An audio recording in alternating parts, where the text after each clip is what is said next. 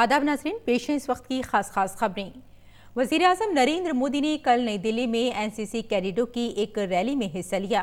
National cadet corps की rally में शिरकत के दौरान वज़ीर आज़म ने एनसीसी के गार्ड ऑफ ऑनर का मुआयना किया और उनकी परेड देखी। दिल्ली के करीपा परेड ग्राउंड में मुनक्किद इस प्रोग्राम के दौरान वज़ीर आज़म मोदी ने नुमाया कारकर्दगी का मुजाहिरा करने वाले कैडेटों को अवार्ड भी दिए। एनसीसी कैडेट्स ने वज़ीर आज़म के सामने सकाफती प्रोग्राम पेश करने के अलावा फ़न मौसीकी और जुर्रतमंदाना खेलों में भी अपने जौहर दिखाए। इस मौके पर एनसीसी कैडेट्स ने अपने हैरत अंगेज कारनामों से सबको मबहूत कर दिया।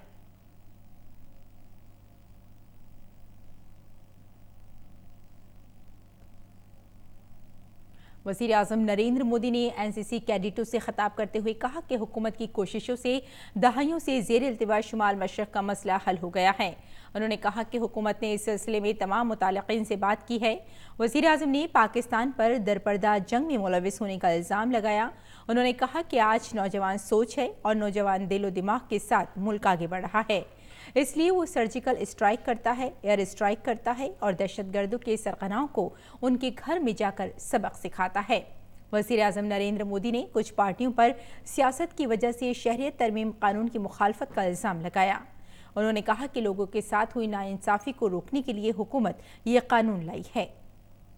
मरकजी वज़ीर सेहत डॉक्टर हर्षवर्धन ने वजारत सेहत में कोरोना वायरस पर एक आला सतही मीटिंग की, जिसमें इसकी रोकथाम से मुताल्लिक़ इक़दामात पर गौर ख़ौज़ किया गया।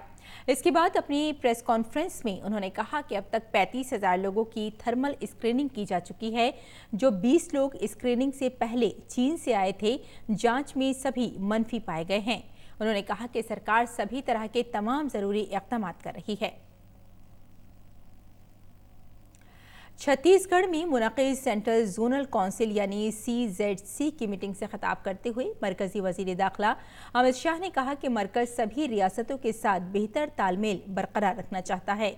वज़ीर दाखिला ने नए रायपुर में सिक्योरिटी और बुनियादी ढांचाजात समेत मुख्तलिफ उमूर पर मरकज़ और रियासतों के लिए मुशावरत से मुताल्लिक़ तबादले के फोरम CZC की 22वीं मीटिंग की सदारत की। साथ ही उन्होंने कहा कि मरकज़ सभी रियासतों को उनकी बेहतरी के लिए हर मुमकिन मदद फराहम करेगा। मीटिंग में छत्तीसगढ़ के वज़ीर आला भूपेश बघेल ने बतौर नायब सदर शिरकत की। साथ ही मध्य प्रदेश, उत्तर प्रदेश और उत्तराखंड के वज़राए आला ने भी मीटिंग में शिरकत की।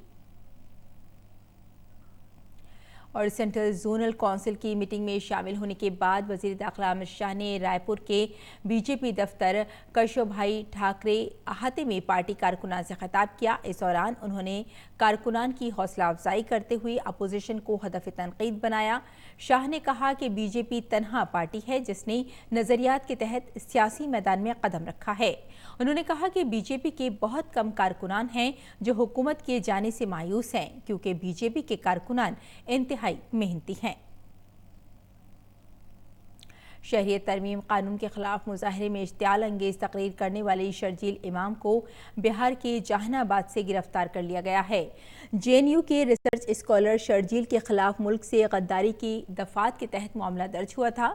दिल्ली पुलिस ने आज उसे गिरफ्तार कर लिया। इससे पहले शर्जील के भाई को गिरफ्तार किया गया था और इससे पूछताछ की गई थी।